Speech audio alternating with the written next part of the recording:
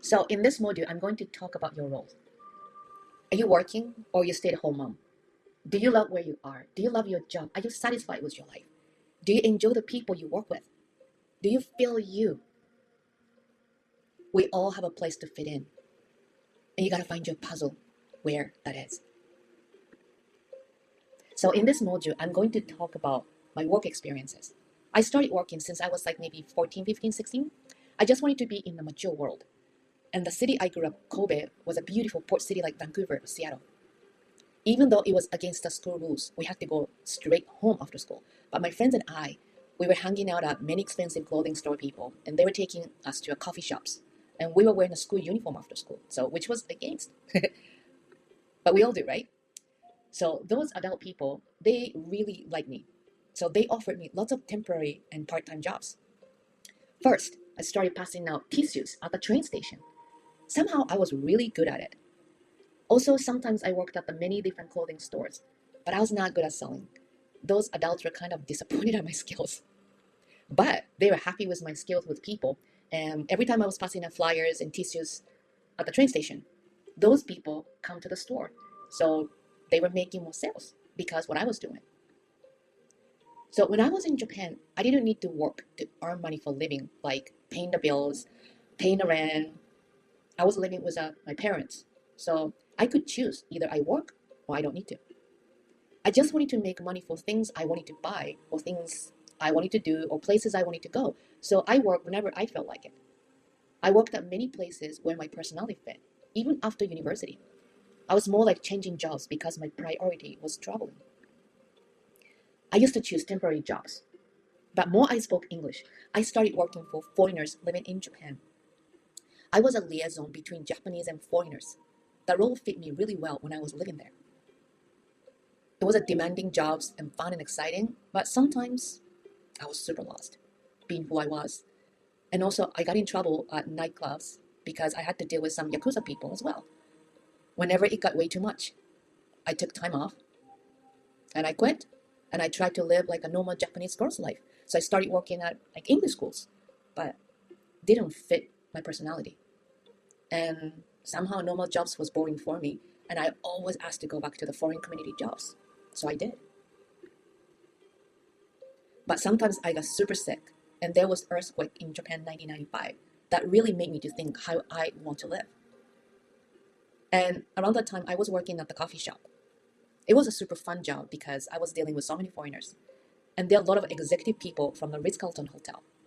And I decided to move to the United States.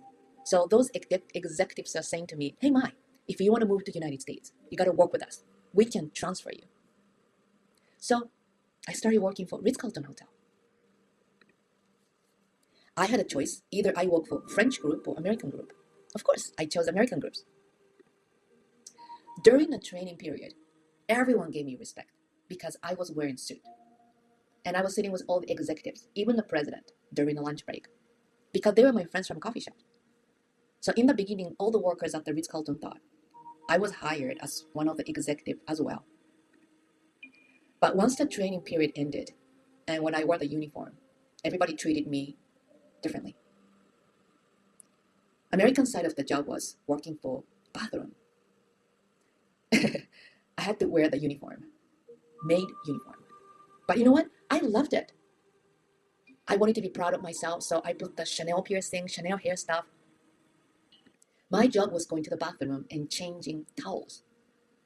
And every time I see people, I just bow and smile at them. When I worked at the first floor bathroom, it was a bit embarrassing because there's so many people keep coming. But whenever I was in a different floor, it was relaxing.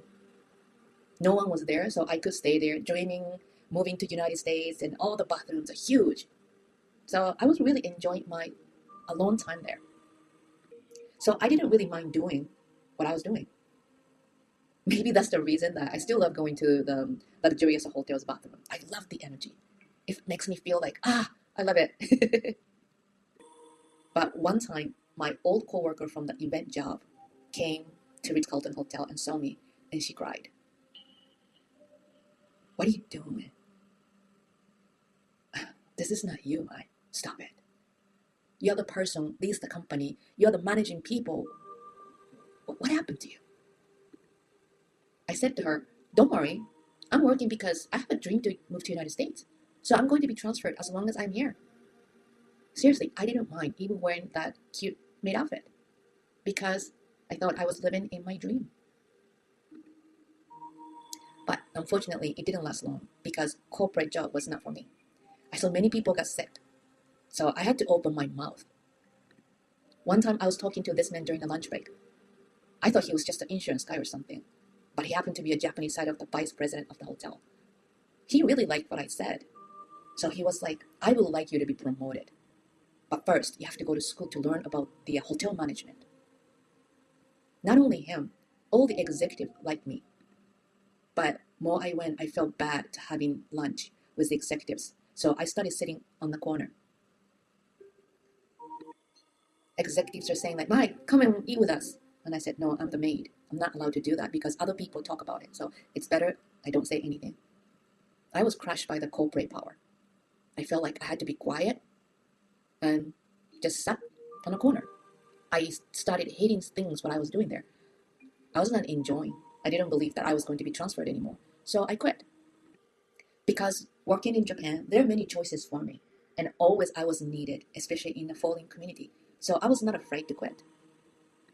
However, when I moved to the United States, work-wise, it was very limited. Because I came here as a student visa. So it was illegal to work. But I had to make money to live. First time in my life, I had to learn to make money for living. Paying for the rent, paying all the bills. Plus, I had to pay for international community college fees, which was 10 times more than other students. So whoever gave me a job was a blessing. After I got the certificate from one of the community college, I was able to work legally for 1 year. So I decided to work as an intern for the Gold Gym. The reason was I was dating the manager before he was transferred to this particular location. But who knew this is a place I ended up meeting my future husband. It was my first time working in the United States with all the Americans only. It was very stimulating and exciting in lots of ways. Of course, I had a language conflict. So when I started working, I was working inside of the office, not dealing with people. I was in front of the computer, but computer, that's not my thing. So maybe you can notice, I made this course all by myself. Okay, but I had to tell myself, I can do it. But before, I didn't have that kind of encouragement to myself. I'm still not good at really computer, but around that time, I was just terrible. I had no idea what I was doing. And nobody was complaining. Nobody discouraged me because all the stuff, they really liked my energy. They liked my personality. All the co-workers in the office, they really enjoyed my company. But everybody knew I was terrible with computer. So my boss asked me to work in front of the people. So I started working at the front desk, which was the most difficult task for me at that time because I'm still not the multitask person. I had to say hi to the guest. I had to press the button and open the gate door so they can enter. And then I had to put the validation step on the parking ticket and asking them, hey, how you guys doing? It was impossible to do everything at the same time. I was terrible at that one too. And my relationship with the manager was ending. So I was told to go outside passing out flyers, not being in the office. I felt great because which was very familiar things for me since I was young. So I was really good at passing flyers to people. I was rollerblading on the beach. And every time I see people, gave them flyers. Sometimes I team up with male staff and going to some events and restaurants, passing out flyers. It was super fun for me. Being outside, getting the vitamin D, which fitted me more than just being inside of the office. I even asked my friends to join me, so my internship was like playtime. When I had nothing to do at the gym, I just kept going to the children's room, and I was feeling more comfortable. And I was told I am really good with children. I watched many children even when I was in Japan because of the foreign society. Again, something was very familiar to me to deal with children. So I asked the manager, if I can organize and decorate the gym, I think I'll be good at that. He said yes. So he let me. I started putting a decoration for the Christmas. And that was a moment I saw my future husband. And he also noticed me. It was love at the first sight. As I explained earlier, not only his jealousy issues, he was still married at the time. And 3 months, everything was great. But 3 months after, I couldn't handle his jealousy issues. So I had to quit my internship there. I was feeling awkward and uncomfortable dealing with other men at the gym. But I still had a work permit, so I found a new job as a marketer and teacher for Japanese kids who was learning English. So this school offered me a work permit for good. But life is so interesting. While we were doing the paperwork process with my lawyer, this company got bankrupt. Of course, no work permit for me. I was having a panic attack. Whoa, what am I going to do? What am I going to do in the States? I got to find another job. I got to find a way to stay in the States. Oh no. So my lawyer told me, go to another school. So I found another school, and I had to find another work too. What am I going to do? One day I saw a Japanese newspaper saying, one day a week, babysitting job in Beverly Hills. Yep. I went for the interview. And 1 day a week ended up 5 days a week, full-time job. It was a very familiar feeling for me to be in Beverly Hills. I didn't grow up that super wealthy, but growing up in Japan as an upper middle class, lived in a nice neighborhood, which was Japanese Beverly Hills. So I was happy going to Beverly Hills. My babysitting job and nanny job started. Since this Japanese family kids were going to school in Beverly Hills, I met some of the wealthy people from TV shows and having play date with their children. Sometimes family members took me to the super expensive restaurants and stuff. It was quite an interesting experience I had. And I was doing stuff like that close to 20 years. I worked for many families. I got many referrals. I was super popular. I stayed most of the families long time. And multiple families at the same time. And I was so blessed. I loved all the children and the family I was working for. And I loved what I was doing. All the families were always giving me huge respect and compliments what I did to their children. They loved the way I was dealing with children, teaching them how to organize, and also taking them to so many fun places, dealing with so many different animals, going to all the natures. So much fun. I was so happy and proud every time the family members and the children said, Mai is my nanny. She's a babysitter. I loved the way they said it. It always melted my heart. I still contact most of the children. I can say children. They're big kids now, but I have special bonding with some of them strongly. Some are over 20 years old, so they're like, hey, Mai, when are we going to go for a drink together? Life is beautiful, isn't it? But the problem was, when I was not around with them, when stranger asked me, hey, Mai, what do you do for a living? I was not proud saying that I'm a nanny or babysitter. I wanted to explain, well, the reason I do nanny and babysitting job is that I don't have a green card yet, and I'm not allowed to work legally, but you know the family I work, they are this and that, and I was proud of the family who they are, but not myself. Whenever I was around them, I felt secure, and I felt amazing. But every time I left the work, I was like, what do I want? I was lost in a toxic relationship, and I was trying to find something make me feel, this is mine. I wanted to do something, but I didn't know what.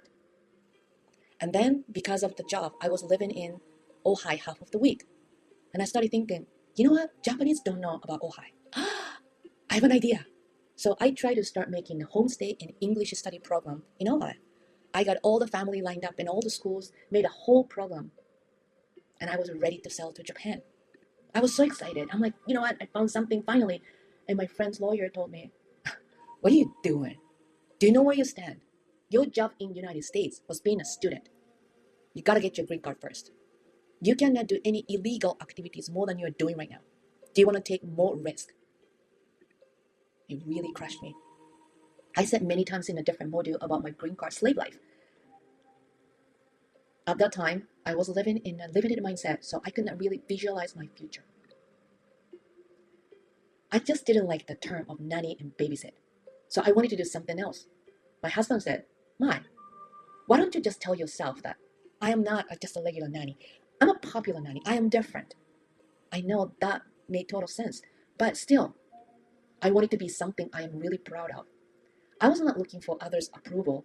but more, I wanted to be proud with myself. I wanted to feel, I am this, I am that, but I didn't know what. Because I've been working for families and they referred me to different kind of work helping others because of the trust I earned, I was comfortable going to people's places. Even though after 13 years, finally I got my green card and I was free to do anything, but I did not know what I wanted. I kept doing the nanny and babysitting jobs. How I started becoming home organizers was, one day I was watching some TV shows about home organizing, and I did exactly the same way they did, and it was super easy for me. And then I started talking to some of my friends how I did it, and I realized that they were having a hard time to do that, so I offered them, I can help you guys.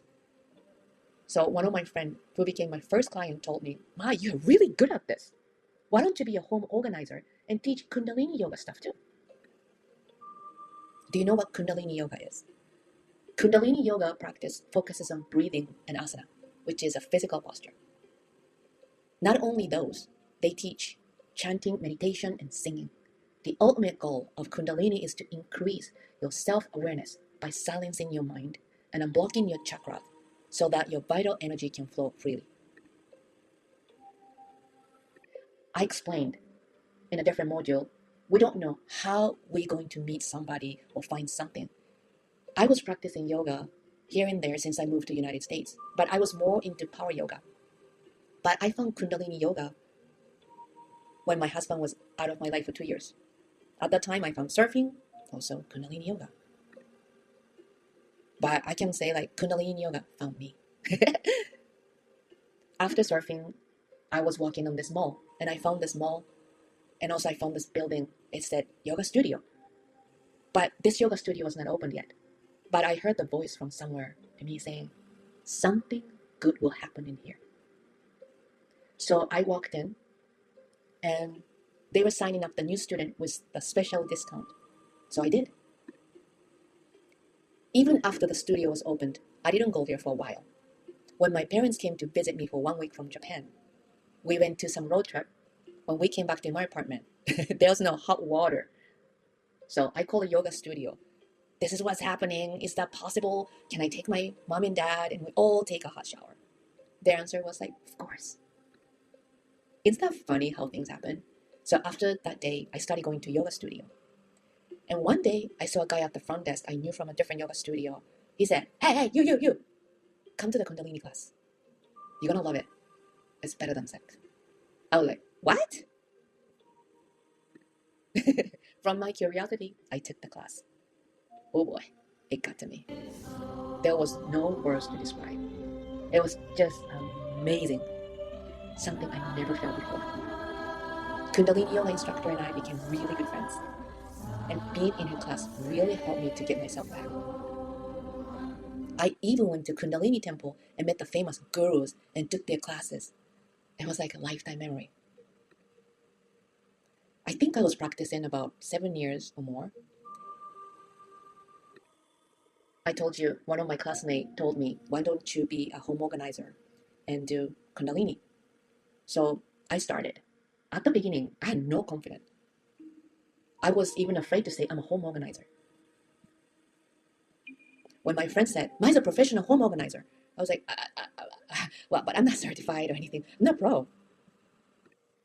You know how funny how we think of ourselves, right? I started small with friends, and then friends' friends. I enjoyed it. So did everyone. It is a win-win situation. I really loved it. Since I was little, I had some intuition and able to see, so I was using different approach to each client. Some clients I was teaching the Kundalini breath work. Sometimes I gave healing work, which I learned from a meditation and healing school.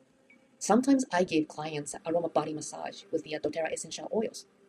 And sometimes we talk about their marriage issues in the first session before we get into the real home organizing. I started finding my own style from home organizing to home and life organizing coach. I have been talking to my clients about how I overcame my difficulties, especially my marriage obstacles and my low self-esteem. My clients were happy with my advice, and they're transforming. And they started telling me, why don't you teach your knowledge? And here I am. I'm already in mid-50s. So here I am in this course. Took me a long time to find out what I wanted, what I can contribute to the others. If you're in a situation you don't know what you want, don't worry. Start being okay with yourself first and be present. I truly appreciate the children's work. They really taught me to be present. If you're the mom and too busy with kid stuff, that is okay. Give them unconditional love. And if you want to take a break from mom's work, hire somebody, even for one day for a few hours. Do something make you feel relaxed. So stop being so hard on you. You never compare yourself with others. You only compare yourself from where you were to where you are right now. And if you used to be so healthy, but getting older and getting tired and gaining weight, don't worry. Love yourself just the way you are. Never ever judge yourself. Always be kind and nice to yourself. Because you never know who is going to take you to the path you never even dreamed of. Life is unknown. You seriously never know when you're going to meet the right person who can take you to the path you're supposed to be. So like I always say, keep feeling good with yourself. But anyway, thanks again for listening to my long story again. And now it is going to be the final chapter of the transformational work.